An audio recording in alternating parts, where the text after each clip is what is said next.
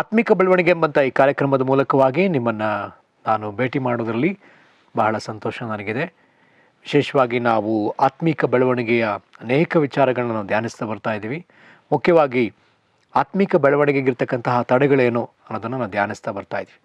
ಒಬ್ಬ ವಿಶ್ವಾಸಿಯ ಜೀವಿತದಲ್ಲಿ ಆತ ಆತ್ಮಿಕವಾಗಿ ಬೆಳೆಯಲಿಕ್ಕೆ ಅನೇಕ ತಡೆಗಳು, ಅನೇಕ ರೀತಿಯಾದಂತಹ ತೊಂದರೆಗಳು, ಸಮಸ್ಯೆಗಳು ಬರುವುದನ್ನು ನಾವು ಕಾಣ್ತಾ ಇದ್ದೀವಿ. ಹಾಗಿರೋದನ್ನ ಆ ಒಂದೊಂದು ವಿಚಾರಗಳನ್ನ ನಾವು ಧ್ಯಾನಿಸ್ತಾ ಬರ್ತೀವಿ.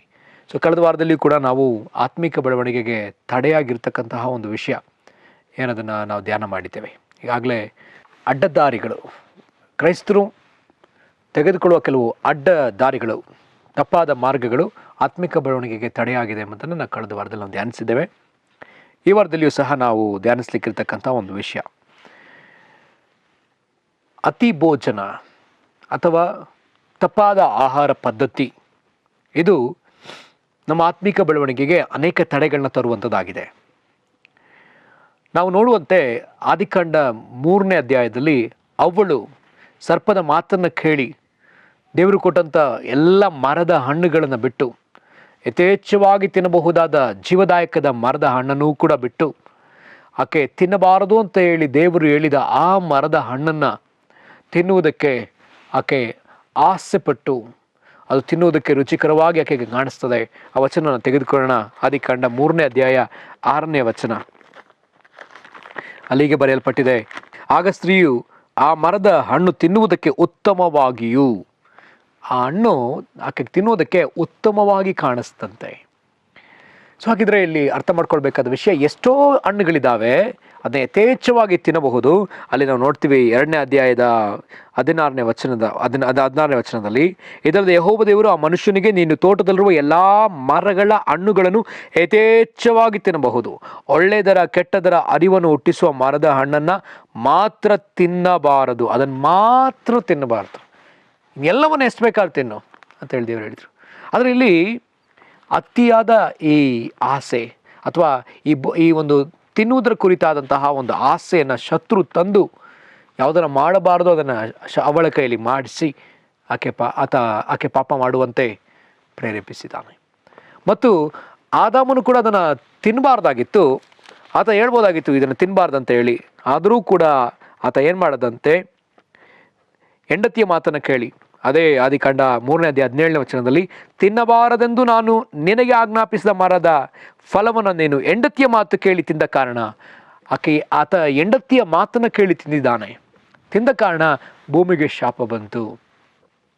ಹಾಗಿದ್ರೆ ಪ್ರಿಯರಲ್ಲಿ ತಿಳ್ಕೊಳ್ಬೇಕಾದ ಒಂದು ವಿಷಯ, ಆಹಾರ ನಮ್ಮನ್ನು ದೇವರ ಪ್ರಸನ್ನತೆಯಿಂದ ದೂರ ಬಿಡ್ತದೆ. ಆಹಾರ ನಮ್ಮನ್ನು ದೇವರ ಪ್ರಸನ್ನದಿಂದ ದೂರ ತೆಗೆದುಕೊಂಡು ಹೋಗುವಂಥದ್ದಾಗಿದೆ. ಹಾಗಿರೋದ್ರಿಂದ ನಾವು ಎಚ್ಚರಿಕೆಯಿಂದ ಇರಬೇಕಾದಂಥ ಒಂದು ವಿಷಯ, ಆತ್ಮಿಕವಾಗಿ ಬೆಳೆಯದಾಗಿ ಆತ್ಮಿಕ ಮರಣಕ್ಕೆ ಕಾರಣವೇ ಆಹಾರವೇ, ಅಥವಾ ಇಲ್ಲಿ ತಿಂದಂಥ ಹಣ್ಣು ತಿಂದಂಥದ್ದೇ, ಅಥವಾ ಊಟದ ಪದ್ಧತಿಯೇ. ಮತ್ತೊಂದು ಉದಾಹರಣೆ ಬೈಬಲ್ನಿಂದ ನಾವು ತೆಗೆದುಕೊಳ್ಳೋಣ. ಆದಿಕಾಂಡ 25ನೇ ಅಧ್ಯಾಯದ 32ನೇ ವಚನ ಹೀಗೆ ಹೇಳ್ತದೆ, ಅದನ್ನು ನಾವು ತೆಗೆದುಕೊಳ್ಳೋಣ. ಆದಿಕಾಂಡ 25:32ನೇ ವಚನ. ಅಲ್ಲಿ ಹೀಗೆ ನೋಡ್ತೀವಿ, ಯಾಕೋಬನು ಅವನಿಗೆ 31ನೇ ವಚನದಿಂದ, ನೀನು ಮೊದಲು ನಿನ್ನ ಚೊಚ್ಚಲತನದ ಹಕ್ಕನ್ನು ನನಗೆ ಮಾರಿಬಿಡು ಅನ್ನಲು ಏಸಾವನು, ಆಗಲಿ ನನ್ನಂಥ ಸಾಯುವವನಿಗೆ ಚೊಚ್ಚಲತನದ ಪ್ರಯೋಜನವೇನು ಅಂದನು. ಒಂದು ಹೊತ್ತಿನ ಊಟಕ್ಕೋಸ್ಕರವಾಗಿ ಏಸಾವನು ಯಾಕೋಬನ ಬಳಿಯಲ್ಲಿ ತನ್ನ ಚೊಚ್ಚಲತನವನ್ನೇ ಕಳ್ಕೊಳ್ತಾ ಇದ್ದಾನೆ. ಚೊಚ್ಚಲತನದ ಅರಿವಿಲ್ಲದ ಒಬ್ಬ ವ್ಯಕ್ತಿ, ಆತ ಅದನ್ನು ಕಳ್ಕೊಳ್ತಾ ಇದ್ದಾನೆ ಆಹಾರಕ್ಕೋಸ್ಕರ, ಒಂದು ಹೊತ್ತಿನ ಕೋಳಿಗೋಸ್ಕರ, ಒಂದು ಹೊತ್ತಿನ ಆಹಾರಕ್ಕೋಸ್ಕರ. ಪ್ರಿಯರೇ, ಹೀಗೆ ಅನೇಕ ಬಾರಿ ನಾವು ಆಹಾರಕ್ಕೋಸ್ಕರ ಕೆಲವು ಬೆಲೆಯುಳ್ಳದನ್ನು ಕಳ್ಕೊಳ್ಳುವ ಸಾಧ್ಯತೆ ಇದೆ. ಮತ್ತು ಇನ್ನು ಅನೇಕ ಉದಾಹರಣೆಗಳನ್ನ ನಾವು ನೋಡ್ತಾ ಹೋಗ್ಬೋದು. ಅದರಲ್ಲಿ ಮತ್ತೊಂದು ಉದಾಹರಣೆ ವಿಮೋಚನೆ ಕಾಂಡ 16ನೇ ಅಧ್ಯಾಯದ 20ನೇ ವಚನ. ವಿಮೋಚನೆ ಕಾಂಡ 16ನೇ ಅಧ್ಯಾಯದ 20ನೇ ವಚನ ಹೀಗೆ ಹೇಳ್ತದೆ, ಇಲ್ಲಿ ಇಸ್ರಾಯೇಲ್ಯರು 16ನೇ ಅಧ್ಯಾಯದಲ್ಲಿ ಇಸ್ರಾಯೇಲ್ಯರು ದೇವರ ವಿರುದ್ಧವಾಗಿ ಗುಣಗುಡ್ತಾ ಇದ್ದಾರೆ, ಮೋಶೆ ವಿರುದ್ಧವಾಗಿ ಗುಣಗುಡ್ತಾ ಇದ್ದಾರೆ, ಆಹಾರ ಇಲ್ಲದೆ ಗುಣಗುಡ್ತಿದ್ದಾರೆ. ಆಗ ದೇವರು ಐಗುಪ್ತ ದೇಶದಿಂದ ಹೊರಬಂದಂಥ ಇಸ್ರಾಯೇಲ್ಯರಿಗೆ ಮನ್ನವನ್ನು ಸುರಿಸ್ತಾರೆ. ನಮಗೆ ಮಾಂಸದ ಪಾತ್ರೆ ಮುಂದೆ ನಾವು ತಿಂತಾ ಇದ್ವಿ, ನಿಮ್ಗೆ ಮಾಂಸ ಇಲ್ಲ ಅಂತ ಹೇಳಿದಾಗ ದೇವರವರಿಗೆ ಲಾವಕ್ಕಿಯನ್ನು ಕಳಿಸಿಕೊಡ್ತಾರೆ, ರಾಶಿಯಾದ ಲಾವಕ್ಕಿ. ಆದರೆ ಸಮಸ್ಯೆ ಏನಂತ ಹೇಳಿದ್ರೆ, ಆ ಲಾವಕ್ಕಿಯನ್ನು ತಿಂದಂತಹ ಆ ಜನರು ಅವರು ಘೋರವಾದ ವ್ಯಾಧಿ ಬಂದು ಸಾಯ್ತಾರೆ. ಹಾಗೆ ನೋಡಿದ್ರ ಇಲ್ಲಿ ಆಹಾರ ಪದ್ಧತಿ ದೇವರ ಕೋಪವನ್ನು ಹೆಚ್ಚಿಸ್ತು. ಮತ್ತೊಂದು ಉದಾಹರಣೆ ಅರಣ್ಯಕಾಂಡ 25ನೇ ಅಧ್ಯಾಯದ 1-2 ವಚನಗಳು. ಅರಣ್ಯಕಾಂಡದ 25ನೇ ಅಧ್ಯಾಯದ 1 ಮತ್ತು 2ನೇ ವಚನ.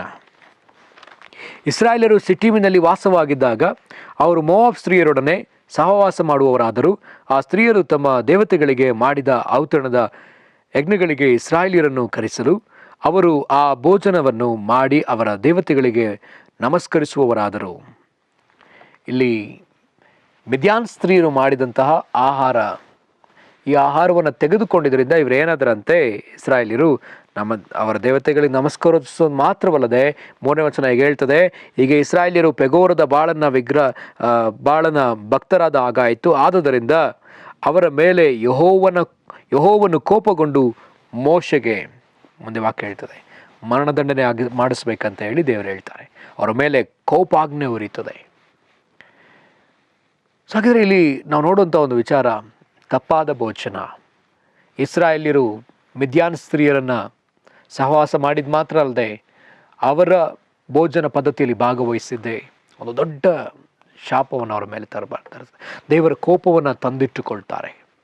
ಅದಾದ ನಂತರದಲ್ಲಿ ನಾವು ನೋಡ್ತೀವಿ, ದಾನಿಯೇಲನ ಪ್ರವಾದನೆ ಗ್ರಂಥದಲ್ಲಿ 1ನೇ ಅಧ್ಯಾಯದಲ್ಲಿಯೇ ದಾನಿಯೇಲನು ರಾಜನ ಆಹಾರದಲ್ಲಿ ತನ್ನನ್ನು ಒಪ್ಪಿಸಿಕೊಡಲಿಲ್ಲ.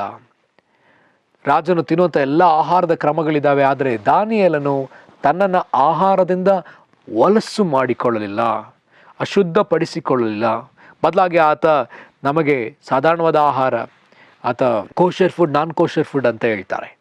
ಕೋಶರ್ ಅಂದರೆ ದೈವಿಕವಾದ ಆಹಾರವನ್ನು, ಇಸ್ರಾಯೇಲ್ಯರು ತಿನ್ನುವಂಥ ಆಹಾರವನ್ನು, ಧರ್ಮಶಾಸ್ತ್ರ ಹೇಳುವಂಥ ಆಹಾರವನ್ನು ಆತ ತೆಗೆದುಕೊಳ್ಳೋದ್ರಿಂದ ಮಿಕ್ಕ ಎಲ್ಲರಿಗಿಂತಲೂ ದಾನಿಯೇಲನು 10 ಪಟ್ಟು ಜ್ಞಾನಿಯಾಗಿ 10 ಪಟ್ಟು ಸಮರ್ಥನಾಗಿ ಕಾಣಿಸಿಕೊಳ್ತಾನೆ. ಆದರೆ ಈ ಆಹಾರ ಪದ್ಧತಿಯಲ್ಲಿ ಹಿಂದೆ ನೋಡಿದಾಗೆ ಅನೇಕರು ತಮ್ಮನ್ನು ಕೆಡಿಸಿಕೊಂಡವರೇ ಅಧಿಕ. ಅದಕ್ಕೆ ಮತ್ತಾಯ ಬರೆದ ಸುವಾರ್ತೆ 4ನೇ ಅಧ್ಯಾಯದ 4ನೇ ವಚನ ಹೇಳ್ತದೆ, ರೊಟ್ಟಿ ತಿಂದ ಮಾತ್ರದಿಂದ ಮನುಷ್ಯನು ಬದುಕುವುದಿಲ್ಲ. ಸೈತಾನನು ಯೇಸುವನ್ನು ಸಹ ಬಿಡಲಿಲ್ಲ, ಊಟದಿಂದಲೇ ಯೇಸುವನ್ನು ಬೆಳೆಸಬೇಕಂತ ಹೇಳಿ ಆತ ಪ್ರಯತ್ನಿಸಿದ್ದಾನೆ. ಊಟದಿಂದಲೇ ಯೇಸು ಕ್ರಿಸ್ತನನ್ನು ಸೋಲಿಸಬೇಕು, ಶೋಧಿಸಬೇಕು ಅಂತ ಹೊರಟು ಬಂದಿದ್ದಾನೆ. ಆದರೆ ಯೇಸು ಆತನು ವಾಕ್ಯವಾದ ಆತನಾದ್ದರಿಂದ, ಆತನೊಳಗಡೆ ತುಂಬಿದ್ದರಿಂದ ಆತ ವಾಕ್ಯವನ್ನು ತೆಗೆದು ಮಾತನಾಡುವುದನ್ನು ನಾವು ಕಾಣ್ತೇವೆ. ರೊಟ್ಟಿ ತಿಂದ ಮಾತ್ರದಿಂದ ಬದುಕುವುದಿಲ್ಲ. ಮತ್ತು ಯೇಸು ಸ್ವಾಮಿ ಒಮ್ಮೆ ಹೊಟ್ಟೆ ಹಸಿದು ಸಮಾರ್ಯದ ಊರಿನ ಬಳಿಯಲ್ಲಿ, ಆ ಬಾವಿಯ ಬಳಿಯಲ್ಲಿ ಕುಳಿತಿದ್ದಾಗ ಶಿಷ್ಯರು ಆತನ ಹುಡುಕಿ ತಿರುಗಿ ಬಂದು ಆಹಾರ ತೆಗೆದುಕೊಂಡು, ಸ್ವಾಮಿ ನಿನಗೆ ಆಹಾರ ಸಿದ್ಧವಾಗಿದೆ ಬಾ ಅಂತೇಳಿ ಕರೆದಾಗ ಯೇಸು ಸ್ವಾಮಿ ಒಂದು ಮಾತು ಹೇಳ್ತಾರೆ, ನನ್ನ ತಂದೆ ಚಿತ್ತವನ್ನು ಮಾಡುವುದೇ ನನಗೆ ಆಹಾರ ಎಂಬುದಾಗಿ. ಪ್ರೇರೆ, ಈ ದಿವಸ ನಮ್ಮ ಆಹಾರ ಪದ್ಧತಿ ಹೇಗಿದೆ? ನಾವು ತೆಗೆದುಕೊಳ್ಳುವ ಆಹಾರ ಎಂಥದ್ದಾಗಿದೆ? ಯಾವ ಮಟ್ಟಿಗೆ ನಾವು ಆಹಾರ ತೆಗೆದುಕೊಳ್ಳುವರಾಗಿದ್ದೇವೆ? ನಾವು ನೋಡ್ತೇವೆ ಉದ್ದಕ್ಕೂ ಅಪೊಸ್ತಲರ ಕೃತ್ಯ 6ನೇ ಅಧ್ಯಾಯ 1ನೇ ವಚನದಲ್ಲಿ ಸಹ ನಾವು ನೋಡ್ತೇವೆ, ಅಲ್ಲಿ ದಿನ ಉಪಚಾರದಲ್ಲಿ ಆಹಾರದ ಸಮಸ್ಯೆ ಬಂತು. ಪವಿತ್ರಾತ್ಮನ ಸುರಿಸುವಿಕೆ ಬಂದ ಮೇಲೂ ಸಹ, ಅಪೊಸ್ತಲರ ಮೇಲೆ ಪವಿತ್ರಾತ್ಮನು ಬಂದರೂ ಸಹ ಆ ದಿನಗಳಲ್ಲಿ ಅನೇಕರು ಪವಿತ್ರಾತ್ಮನನ್ನು ಹೊಂದಿಕೊಂಡಿದ್ದಾರೆ. ಆದರೂ ಸಹ ಅಲ್ಲಿ ಆಹಾರದ ಒಂದು ಸಮಸ್ಯೆ ಬಂತು. ಮತ್ತು 1 ಕೊರಿಂಥ 6ನೇ ಅಧ್ಯಾಯದಲ್ಲಿ 13-14 ವಚನದಲ್ಲಿ ಭೋಜನ ಪದಾರ್ಥದ ಕುರಿತಾಗಿ ಬರೆಯಲ್ಪಟ್ಟದೆ. ಹೊಟ್ಟೆಯು ಭೋಜನಕ್ಕಾಗಿಯೂ ಭೋಜನವು ಹೊಟ್ಟೆಗಾಗಿಯೂ ಅದೇ, ಆದರೆ ಇವೆರಡನ್ನೂ ಕರ್ತನು ತೆಗೆದು ಹಾಕುತ್ತಾನೆ ಎಂಬುದಾಗಿ ಬರೆಯಲ್ಪಟ್ಟದೆ. ಆದರೆ ದೇವರು ಈ ದೇಹಕ್ಕಾಗಿದ್ದಾನೆ ಎಂಬುದಾಗಿ ಕೂಡ ಬರೆಯಲ್ಪಟ್ಟದೆ. ಇದೇ ಆಹಾರದ ಕುರಿತಾಗಿ ಪ್ರಕಟಣೆ 2ನೇ ಅಧ್ಯಾಯದ 20ನೇ ವಚನದಲ್ಲಿ 2 ಸಭೆಗಳಿಗೆ ದೇವರು ಹೇಳುವುದನ್ನು ನಾವು ಕಾಣ್ತೇವೆ. ಪೆರ್ಗಮ ಸಭೆ ಮತ್ತು ತುವತೈರ ಸಭೆ, 2 ಸಭೆಗಳಿಗೂ ಕೂಡ ಅನ್ಯರು ಅವರು ಮಾಡುವಂಥ ನೈವೇದ್ಯಗಳಲ್ಲಿ ನೀವು ಭಾಗವಹಿಸಿದ್ದೀರಿ, ತಿನ್ನಬಹುದು ಎಂಬ ಬೋಧನೆಯನ್ನು ಕೇಳಿದ್ದೀರಿ, ಅದರಿಂದ ನೀವು ನಿಮ್ಮನ್ನು ಒಲೆಪಡಿಸಿಕೊಂಡಿದ್ದೀರಿ ಎಂಬುದಾಗಿ ಯೇಸು ಕ್ರಿಸ್ತನು ತಾನೇ ಅಪೊಸ್ತಲನಾದ ಯೋಹಾನನಿಗೆ ಸಭೆಗಳಿಗೆ ಹೇಳುವುದಕ್ಕಾಗಿ ಆತ ಉಲ್ಲೇಖಿಸಿ ಹೇಳಿರುವಂಥದ್ದಿದೆ. ಪ್ರಿಯರೇ, ಆಗಿದ್ದರೆ ಈ ದಿವಸ ಆಹಾರ ನಮ್ಮನ್ನು ಕರ್ತನ ಸನ್ನಿಧಿಗೆ ಸೇರಿಸುವುದಿಲ್ಲ. ಕರ್ತನ ಸನ್ನಿಧಿಗೆ ಆಹಾರವೇ ದಿವಸ ತಡೆಯಾಗಿದೆ. ಅತಿಯಾದ ಭೋಜನ, ತಪ್ಪಾದ ಭೋಜನದ ಪದ್ಧತಿ ನಮ್ಮಲ್ಲಿ ಅನೇಕ ಅನಾರೋಗ್ಯಕ್ಕೆ ಕಾರಣ ಭೋಜನವೇ. ದೇವರು ಹಳೆ ಒಡಂಬಡಿಕೆಯಲ್ಲಿ ಮಾಂಸವನ್ನು ಸುಟ್ಟು ತಿನ್ನಲಿಕ್ಕಾಗಿ ಹೇಳಿದ ಕಾರಣ ಕೊಬ್ಬನ್ನು ಸೇವಿಸಬಾರದು. ಆದರೆ ಈ ದಿವಸ ಎಲ್ಲ ಆಹಾರಗಳಲ್ಲಿ ಕೊಬ್ಬು ಭಯಂಕರವಾಗಿ ಇರುವಂಥದ್ದು ನಾವು ನೋಡ್ತೇವೆ. ಅಧಿಕವಾದ ಕೊಬ್ಬುಳ್ಳಂಥ ಆಹಾರವನ್ನು ನಾವು ಸೇವಿಸ್ತಾ ಇದ್ದೇವೆ. ಅದರಿಂದಲೇ ಅನೇಕ ಸಮಸ್ಯೆಗಳು, ಕೊಲೆಸ್ಟ್ರಾಲ್, ಬ್ಲಡ್ ಪ್ರೆಷರ್ ಮತ್ತು heart attack sugar level high ಆಗುವಂಥದ್ದು, ಬೇರೆ ಬೇರೆ ರೀತಿಯಾದಂತಹ ಕಾಯಿಲೆಗಳು. ಕಾರಣ ಸರಿಯಾದ ಆಹಾರ ಪದ್ಧತಿ ಇಲ್ಲದೆ ಇರುವಂಥದ್ದೇ.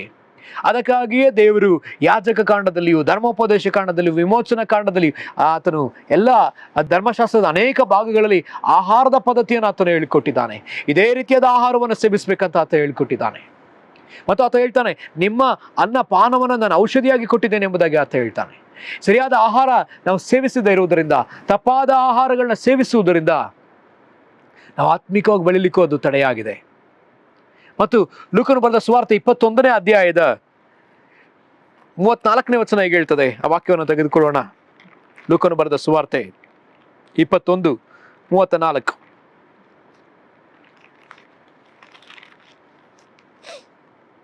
ನಿಮ್ಮ ವಿಷಯದಲ್ಲಿ ಜಾಗರೂಕರಾಗಿರಿ. ಅತಿ ಭೋಜನದ ಮದಣಿನಿಂದಲೂ ಅಮಲಿನಿಂದಲೂ ಪ್ರಪಂಚದ ಚಿಂತೆಗಳಿಂದಲೂ ನಿಮ್ಮ ಹೃದಯಗಳು ಭಾರವಾಗಿರಲಾಗಿ ಆ ದಿವಸವು ನಿಮ್ಮ ಮೇಲೆ ಊರ್ಲಿನಂತೆ ಪಕ್ಕನೆ ಬಂದಿತ್ತು. ಇಲ್ಲಿ ಸ್ಪಷ್ಟವಾಗಿ ಬರೆಯಲ್ಪಟ್ಟಿದೆ, ನಿಮ್ಮ ವಿಷಯದಲ್ಲಿ ಜಾಗರೂಕರಾಗಿರಿ. ಅತಿ ಭೋಜನದ ಮದಡು. ಸೊ ಅತಿ ಭೋಜನವನ್ನು ಮಾಡುವಾಗ, ಅತಿಯಾದ ಆಹಾರವನ್ನು ಸೇವಿಸುವಾಗ, ಕೆಲವು ತಪ್ಪಾದ ಆಹಾರವನ್ನು ಸೇವಿಸುವಾಗ, ಕೊಬ್ಬುಳ್ಳ ಆಹಾರಗಳನ್ನ ಸೇವಿಸುವಾಗ ಏನಂತೆ, ಅದರಿಂದ ನಮ್ಮ ದೇಹ ಮದಡಿಗೊಳಗಾಗತ್ತೆ, ಅಮಲಿಗೊಳಗಾಗತ್ತೆ. ಅತಿಯಾಗಿ ಊಟ ಮಾಡಿದವರು ಆರಾಮಾಗಿ ಕೆಲಸ ಮಾಡ್ಲಿಕ್ಕೆ ಆಗುತ್ತೆ ಅಂತ ಹೇಳಿ ಯಾರು ಹೇಳಲಿಕ್ಕೆ ಆಗೋದಿಲ್ಲ. ನಿದ್ರೆ ಊಟ ಮಾಡಿದ ಕೂಡಲೇ ತಕ್ಷಣ ಬರೋದೆ ನಿದ್ರೆ. ಅತಿಯಾದ ಆಹಾರ ತಿಂದ ಕೂಡಲೇ ಆಕ್ಟಿವ್ ಆಗಿ ಕೆಲಸ ಮಾಡೋದಕ್ಕೆ ಸಾಧ್ಯವೇ ಇಲ್ಲ. ಸೊ ಹಾಗಿರೋದು ನಾನು ಹೇಳುವುದಕ್ಕೆ ಬಯಸುವಂತಹ ಒಂದು ವಿಷಯ ಏನಂತ ಹೇಳಿದ್ರೆ, ಅತಿ ಭೋಜನ ನಮ್ಮನ್ನು ಕರ್ತನ ಸನ್ನಿಧಿಯಿಂದ ದೂರ ತಳ್ಳುವಂಥದ್ದಾಗಿದೆ. ಈ ದಿವಸವೂ ಕೂಡ ಸೈತಾನನು ತನ್ನ ತಂತ್ರವನ್ನು ಬದಲಾಯಿಸ್ತಿಲ್ಲ. ಈಗಲೂ ಕೂಡ ಆತನು ಆಹಾರದಿಂದಲೇ ಒಲೆಪಡಿಸ್ತಾ ಇದ್ದಾನೆ.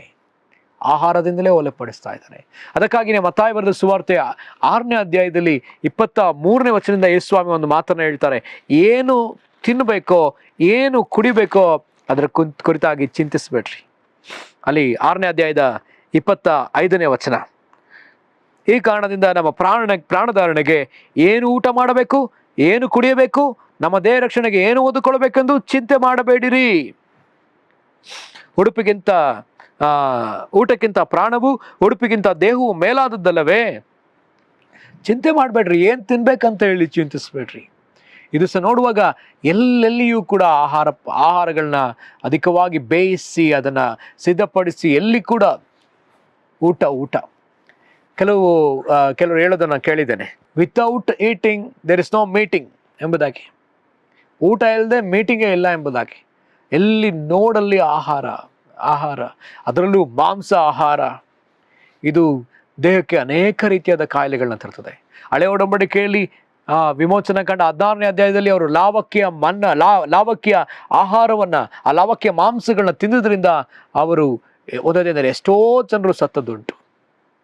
ಅವರ ಮೂಗಿಂದ ಬಾಯಿಂದ ಎಲ್ಲವೂ ಕೂಡ ಆ ಮಾಂಸ ಬಂದು ಅವರು ಘೋರವಾದ ವ್ಯಾಧಿ ಬಂದು ಸತ್ತದ್ದುಂಟು. ಹಾಗಾದರೆ ನಮ್ಮ ಆಹಾರ ಪದ್ಧತಿ ಸರಿಯಾಗಿರಬೇಕಾಗಿದೆ.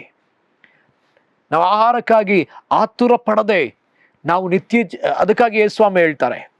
ಯೇಸುಸ್ವಾಮಿ ಹೇಳುವಂಥ ಒಂದು ವಿಷಯ ಇಲ್ಲಿ ಯೋಹಾನ ಬರೆದ ಸುವಾರ್ತೆ 6ನೇ ಅಧ್ಯಾಯದಲ್ಲಿ ನಾವು ನೋಡ್ಬೋದು ಆಹಾರದ ಬಗ್ಗೆ.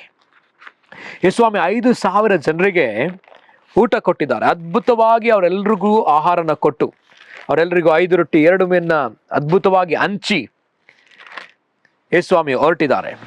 ಅವ್ರ ಪ್ರಾರ್ಥನೆಗೆಂದು ಯೇಸುಸ್ವಾಮಿ ಸಮುದ್ರದ ಆಚೆ ಕಡೆಗೆ ಹೋಗಿದ್ದಾರೆ. ಯೋಹಾನ ಬರೆದ ಸುವಾರ್ತೆ 6ನೇ ಅಧ್ಯಾಯದ 22ನೇ ವಚನ. ಮರುದಿವಸ ಸಮುದ್ರದ ಆಚೆ ಕಡೆಯಲ್ಲಿ ನಿಂತುಕೊಂಡಿದ್ದ ಜನರು ಯೇಸುವನ್ನು ಹುಡುಕುತ್ತಿದ್ದರು.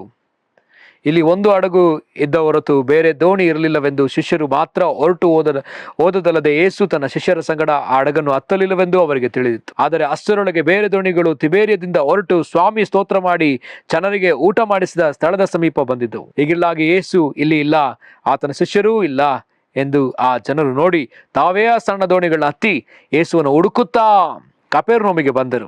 ಮತ್ತು ಸಮುದ್ರದ ಆಚೆ ಕಡೆಯಲ್ಲಿ ಆತನನ್ನು ಕಂಡುಕೊಂಡು, ಗುರುವೇ, ಯಾವಾಗ ಇಲ್ಲಿಗೆ ಬರೋಣವಾಯಿತು ಎಂದು ಕೇಳಿದ್ದಕ್ಕೆ ಯೇಸು ಅವರಿಗೆ, ನಿಜ ನಿಜವಾಗಿ ಹೇಳುತ್ತೇನೆ, ನೀವು ನನ್ನನ್ನು ಹುಡುಕುವುದು ಸೂಚಕ ಕಾರ್ಯಗಳನ್ನ ನೋಡಿದ್ದನಿದ್ದಲ್ಲ, ಆ ರೊಟ್ಟಿಯನ್ನು ತಿಂದು ಹೊಟ್ಟೆ ತುಂಬಿಸಿಕೊಂಡದ್ದರಿಂದಲೇ. ದುಡಿಯಿರಿ, ಕೆಟ್ಟು ಹೋಗುವ ಆಹಾರಕ್ಕಾಗಿ ದುಡಿಯಬೇಡಿರಿ, ನಿತ್ಯ ಜೀವಕ್ಕೆ ಉಳಿಯುವ ಆಹಾರಕ್ಕಾಗಿ ದುಡಿಯಿರಿ. ಇಂಥ ಆಹಾರವನ್ನು ಮನುಷ್ಯ ಕುಮಾರನು ನಿಮಗೆ ಕೊಡುವನು. ಇದಕ್ಕಾಗಿ ತಂದೆಯಾದ ದೇವರು ಆತನನ್ನು ನೇಮಿಸಿ ಮುದ್ರೆ ಹಾಕಿದ್ದಾನೆ ಅಂದನು. ಇಲ್ಲಿ 5,000 ಜನರಿಗೆ 5 ರೊಟ್ಟಿ 2 ಮೀನು ಅದ್ಭುತಕರವಾಗಿ ಸ್ವಾಮಿಯ ಬೆಟ್ಟದಲ್ಲಿ ಹಂಚಿದ್ದಾರೆ. ಹಂಚಿ ಮರಣೆಗೆ ಆತ ಶಿಷ್ಯರು ಹೊರಟಿದ್ದಾರೆ, ಯೇಸು ಕೂಡ ಹೊರಟಿದ್ದಾನೆ. ಸಮುದ್ರ ಆಚೆಗೆ ಈ ಜನಗಳು ಯೇಸುವನ್ನು ಹುಡುಕಿ ಬಂದಿದ್ದಾರೆ. ಇಲ್ಲಿ ಯೇಸುವನ್ನು ಯಾಕೆ ಜನರು ಹುಡುಕಿ ಬಂದಿದ್ದಾರೆ? ಯೇಸು ನೇರವಾಗಿ ಅವ್ರನ್ನ ನೋಡಿ ಹೇಳ್ತಾರೆ, ನೀವು ನನ್ನ ಹುಡುಕಿ ಬಂದದ್ದು ನನ್ನ ಬೋಧನೆಯನ್ನು ಕೇಳಿ ಅಲ್ಲ, ನನ್ನ ಹಿಂಬಾಲಿಸ್ಲಿಕ್ಕಾಗಿ ಅಲ್ಲ, ನೀವು ರೊಟ್ಟಿ ತಿಂದು ಹೊಟ್ಟೆ ತುಂಬಿಸಿಕೊಂಡದ್ದರಿಂದಲೇ. ಯೇಸು ನೇರವಾಗಿ ಅವರಿಗೆ ಹೇಳ್ತಾರೆ. ಸೂಚಕ ಅಲ್ಲಿ 26ನೇ ವಚನದಲ್ಲಿ ನಾವು ನೋಡ್ತೀವಿ, 2ನೇ ಭಾಗ. ಸೂಚಕ ಕಾರ್ಯಗಳನ್ನ ನೋಡಿದ್ದರಿಂದಲ್ಲ, ಆ ರೊಟ್ಟಿ ತಿಂದು ಹೊಟ್ಟೆ ತುಂಬಿಸಿಕೊಂಡಿದ್ದರಿಂದಲೇ. ಅಥವಾ ಯೇಸುಸ್ವಾಮಿ ಅವ್ರನ್ನ ನೋಡಿ ಈ ರೀತಿಯಲ್ಲಿ ಹೇಳ್ತಿದ್ದಾರೆ, ನೀವು ಬಂದಿರೋದೇ ತಿನ್ನೋದಕ್ಕೆ ಅಂತ ಹೇಳ್ತಿದ್ದಾರೆ. ಈ ಹೊಟ್ಟೆಗೋಸ್ಕರ ನೀವು ದುಡಿತಾ ಇದ್ದೀರಿ, ಈ ಹೊಟ್ಟೆಗೋಸ್ಕರ ಇಷ್ಟು ದೊಡ್ಡ ಪ್ರಯಾಣ ಮಾಡಿದ್ದೀರಿ. ಯೇಸು ಇದ್ದ ಆ ಜಾಗಕ್ಕೆ, ಆ ಗಲಿಲಾಯ ಸಮುದ್ರ ದಾಟೋಗ್ಬೇಕಂದ್ರೆ ಆಲ್ಮೋಸ್ಟ್ ಆ ಸಮುದ್ರ 8 ರಿಂದ 13 ಕಿಲೋಮೀಟರ್ ದೂರ ಇರತಕ್ಕಂಥ ಒಂದು ಸಮುದ್ರ ಅದು. ಆ ಸಮುದ್ರ 13 ಕಿಲೋಮೀಟರ್ ಪ್ರಯಾಣ ಮಾಡಿದ್ದಾರೆ ಸಮುದ್ರದಲ್ಲಿ. ಅಷ್ಟು ದೊಡ್ಡ ಪ್ರಯಾಣ ಒಂದೇ ಕಾರಣಕ್ಕಾಗಿ ಯೇಸು ಅದ್ಭುತ ಮಾಡಿದ್ರು. ಅವ್ರ ಜೊತೆ ಇದ್ರೆ ನಮಗೆ ಹೊಟ್ಟೆ ತುಂಬುತ್ತೆ, ಯಾವಾಗಲೂ ಆಹಾರ ಸಿಕ್ಕತ್ತೆ. ದಿವಸ ಅನೇಕ ಕೂಟಗಳಲ್ಲಿ ಈ ಊಟಕ್ಕಾಗಿ ಜನಗಳು ಭಾಗವಹಿಸುವಂಥದ್ದನ್ನ ನಾವು ಕೇಳ್ತಾ ಇದ್ದೇವೆ. ನಾವು ಯಾವುದರಿಂದ ಇದ್ದೇವೆ? ಕೂಟ ಅಂತ ಹೇಳಿದ್ರೆ ಅಲ್ಲಿ ಊಟವಿದ್ರೆ ಮಾತ್ರ ನಾವು ಕೂಟವನ್ನ ಭಾಗವಹಿಸ್ತಾ ಇದ್ದೇವೋ? ಪ್ರೇರೆ, ನಾವು ಕಡೆ ದಿವಸದಲ್ಲಿದ್ದೇವೆ, ಕ್ರಿಸ್ತನ ಪ್ರತ್ಯಕ್ಷತೆಯ ದಿವಸಗಳಲ್ಲಿದ್ದೇವೆ. ನಾವು ಊಟ ನಮ್ಮನ್ನ ಕರ್ತನ ಸನ್ನಿಧಿಗೆ ಸೇರಿಸುವುದಿಲ್ಲ ಎಂಬುದನ್ನು ಅರಿತುಕೊಳ್ಬೇಕಾಗಿದೆ. ಊಟವೇ ಮಾಡಬಾರ್ದಂತ ನಾನು ಹೇಳ್ತಿಲ್ಲ, ನಾವು ಊಟ ಮಾಡಬೇಕು. ಆದರೆ ಊಟವೇ ಎಲ್ಲವೂ ಅಲ್ಲ. ಮತ್ತೊಂದು ವಚನ ಈ ರೀತಿಯಲ್ಲಿ ಹೇಳ್ತದೆ, ನಾವು ಆಹಾರ ಪದ್ಧತಿನ ವಿಶೇಷ ಪಡಿಸುವುದರಿಂದ ಯಾವ ಹೆಚ್ಚು ನಮಗಾಗುವುದಿಲ್ಲ. ಹಾಗಿರೋದ್ರಿಂದ ಈ ಆಹಾರ ಪದ್ಧತಿಗಳನ್ನ, ಆಹಾರವನ್ನ ಅಥವಾ ಈ ಅತಿ ಭೋಜನವನ್ನ ನಿಲ್ಲಿಸಿ, ದುಂದೌತಣಗಳನ್ನ ನಿಲ್ಲಿಸಿ. ಮತ್ತು ಅದೊಂದು ಕೂಡ ಇದೆ, ದುಂದೌತಣ ಶರೀರ ಕರ್ಮದಲ್ಲಿ ಪ್ರಸಿದ್ಧವಾದ ಒಂದು ಕರ್ಮ, ಒಂದು ಪಾಪ. ಅದ್ಯಾವುದು ಅಂದ್ರೆ ದುಂದೌತಣ. ತಿನ್ಬೇಕು, ತಿರುಗಿ ತಿನ್ಬೇಕು, ಅಲ್ಲಿ ತಿನ್ಬೇಕು, ಇಲ್ಲಿ ತಿನ್ಬೇಕು, ಆ ಹೋಟೆಲ್, ಈ ಹೋಟೆಲ್, ಆ ಹೋಟೆಲ್, ಮನೇಲಿ ಫಂಕ್ಷನ್, ಅಲ್ಲಿ ಫಂಕ್ಷನ್, ಬರೀ ಆಹಾರ, ದುಂದೌತಣ. ಇದು ನಮ್ಮನ್ನ ತಪ್ಪಾದ ಮಾರ್ಗಕ್ಕೆ ನಡೆಸ್ತದೆ. ಹಾಗಿದ್ರೆ ಪ್ರಿಯ ದಿವಸ ನಮ್ಮನ್ನು ಒಪ್ಪಿಸಿಕೊಟ್ಟು ನಾವು ಪ್ರಾರ್ಥಿಸಬೇಕಾಗಿದೆ. ನಮ್ಮಲ್ಲಿರ್ತಕ್ಕಂಥ ಅತಿ ಭೋಜನದ ಪದ್ಧತಿ, ದುಂದೌತಣದ ಪದ್ಧತಿ ಅಥವಾ ತಪ್ಪಾದ ಆಹಾರದ ಪದ್ಧತಿ ನಮ್ಮನ್ನ ಪಾಪಕ್ಕೆ ನಡೆಸ್ತದೆ ಮತ್ತು ನಾವು ಆತ್ಮಿಕತೆಯಲ್ಲಿ ಬೆಳೆಯದ ಹಾಗೆ ಅದು ನಮ್ಮನ್ನ ತಡೀತದೆ. ಆಗಿರೋದ್ರಿಂದ ನಮ್ಮ ಆಹಾರ ಪದ್ಧತಿಯನ್ನು ಸರಿಪಡಿಸಿಕೊಳ್ಬೇಕಾಗಿದೆ. ನಾವು ಪ್ರಾರ್ಥಿಸೋಣ, ಕರ್ತನು ತಾನೇ ನಮಗೆ ಸಹಾಯ ಮಾಡಲಿ. ಈ ಆತ್ಮಿಕ ಜೀವನದಲ್ಲಿ, ಆತ್ಮಿಕ ಬೆಳವಣಿಗೆಯಲ್ಲಿ ಈ ಆಹಾರ ಪದ್ಧತಿಯನ್ನು ಸರಿಪಡಿಸಿಕೊಳ್ಳುವುದಕ್ಕೆ ದೇವರು ಕೃಪೆ ಕೊಡಲಿ. ನಾನು ಕೆಲವು ಆತ್ಮಿಕರಾಗಿ ದೇವರಿಗಾಗಿ ಹೆಚ್ಚಾಗಿ ಪ್ರಜ್ವಲಿಸುವಂತಹ ಕೆಲವು ಸೇವಕರುಗಳನ್ನ ನಾನು ನೋಡಿದ್ದೇನೆ. ಅವರು ತುಂಬಾ ಕಡಿಮೆ ಊಟ ಮಾಡ್ತಾರೆ, ಅತಿ ಕಮ್ಮಿಯಾದ ಆಹಾರವನ್ನು ತೆಗೆದುಕೊಳ್ತಾರೆ. ಅವರು ಅತಿ ಕಮ್ಮಿ ಆಹಾರ ತೆಗೆದುಕೊಳ್ಳೋದ್ರಿಂದಾಗಿ ಅವರು ದೇವರಿಗೆ ತುಂಬಾ ಸೆನ್ಸಿಟಿವ್ ಆಗಿರೋದನ್ನ ನಾನು ಕಾಣ್ತೇನೆ. ದೇವ್ರ ಜೊತೆ ಅಷ್ಟೂ ಐಕ್ಯತೆಯಲ್ಲಿ ಇರೋದನ್ನ ನಾನು ಕಾಣ್ತೇನೆ. ಡಿ.ಜಿ.ಎಸ್. ದಿನಕರ್ ಅಂಕಲ್ ಅವರು ಒಂದು ರೆಸಾರ್ಟ್ನಲ್ಲಿ, ಅವರ ಸ್ನೇಹಿತರ ಒಂದು ರೆಸಾರ್ಟ್ನಲ್ಲಿ ಪ್ರಾರ್ಥಿಸ್ತಿದ್ದಾಗ ಒಮ್ಮೆ ಅವರ ಸ್ನೇಹಿತರು ತಿಂಡಿಗೆ ನೀವು ಎಷ್ಟು ಗಂಟೆಗೆ ಬರ್ತೀನಿ ಅಂತ ಹೇಳುವಾಗ, ಇನ್ನು ಸ್ವಲ್ಪ ಹೊತ್ತಲ್ಲಿ ನಾನು ತಿಂಡಿಗೆ ಬರ್ತೀನಿ, ನಾನು ಪ್ರಾರ್ಥನೆ ಮಾಡಿ ಬರ್ತೀನಿ ಅಂತ ಹೋದವರು ತಿಂಡಿಗೆ ಬರಲಿಲ್ಲ. ಮಧ್ಯಾಹ್ನ ಊಟಕ್ಕಾದ್ರೂ ಬರ್ತಾರೆ ಅಂತ ಹೇಳಿದ್ರೆ ಊಟಕ್ಕೂ ಬರಲಿಲ್ಲ. ರಾತ್ರಿ ಊಟಕ್ಕೆ ಬರ್ತಾರೆ ಅಂತ ಹೇಳಿದ್ರೆ ರಾತ್ರಿ ಊಟಕ್ಕೂ ಬರಲಿಲ್ಲ.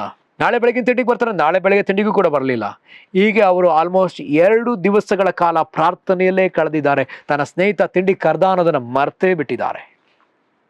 ಹಾಗಿದ್ರೆ ಪ್ರೇರಲ್ಲಿ ಅರ್ಥ ಮಾಡ್ಕೊಳ್ಬೇಕಾದ ಒಂದು ವಿಷಯ, ನಾವು ಆಹಾರವನ್ನ ನಾವು ವಿಶೇಷ ಪಡಿಸ್ತಾ ಇದ್ದೇವೋ, ಭೋಜನಕ್ಕಾಗಿ ಆತುರಿಯುವವರಾಗಿದ್ದೇವೋ, ಈಗಲೇ ನಾವು ಮನ ತಿರುಗಬೇಕಾಗಿದೆ. ಯಾಕಂದ್ರೆ ಅತಿ ಭೋಜನ ನಮ್ಮನ್ನ ಕರ್ತನ ಸನ್ನಿಧಿಗೆ ಸೇರಿಸುವುದಿಲ್ಲ. ಭೋಜನದಿಂದ, ಆಹಾರ ಪದ್ಧತಿಯಿಂದ ಅನೇಕರು ತಮ್ಮನ್ನ ಕೆಡಿಸಿಕೊಂಡವರೇ ಅಧಿಕ. ಆದರೆ ಕೆಲವರು ಮಾತ್ರ, ಬೆರಳೆಣಿಕೆಯಷ್ಟವರು ಮಾತ್ರ ಆಹಾರವನ್ನ ಮಿತವಾಗಿ ಬಳಸಿ ಸರಿಯಾದ ಆಹಾರವನ್ನ ತಿನ್ನೋದ್ರ ಮೂಲಕ ಅವರು ದೇವರೊಂದಿಗೆ ಸರಿಯಾದ ಸಂಬಂಧವನ್ನು ಕಾದುಕೊಂಡಿದ್ದಾರೆ. ಸ್ಥಾನಿಕರಾದ ಯೋಹಾನ, ದಾನಿಯೇಲ, ಶದ್ರಕ್, ಮೇಷಕ್, ಅಬೇದ್ನೆಗೋ, ಯೇಸು ಸ್ವಾಮಿ ಮತ್ತು ಕೆಲವು ಸಭೆಯ ಜನರು ತಮ್ಮನ್ನ ಕಾದುಕೊಂಡಿದ್ದಾರೆ. ಹಾಗಿದ ಮೇಲೆ ನಾವು ನಮ್ಮನ್ನು ಕಾದುಕೊಳ್ಳಬೇಕಾದದ್ದು ಅವಶ್ಯ. ಅದಕ್ಕಾಗಿ ನಾವು ಪ್ರಾರ್ಥಿಸೋಣ, ದೇವರು ತಾನೇ ನಮಗೆ ಸಹಾಯ ಮಾಡಲಿ.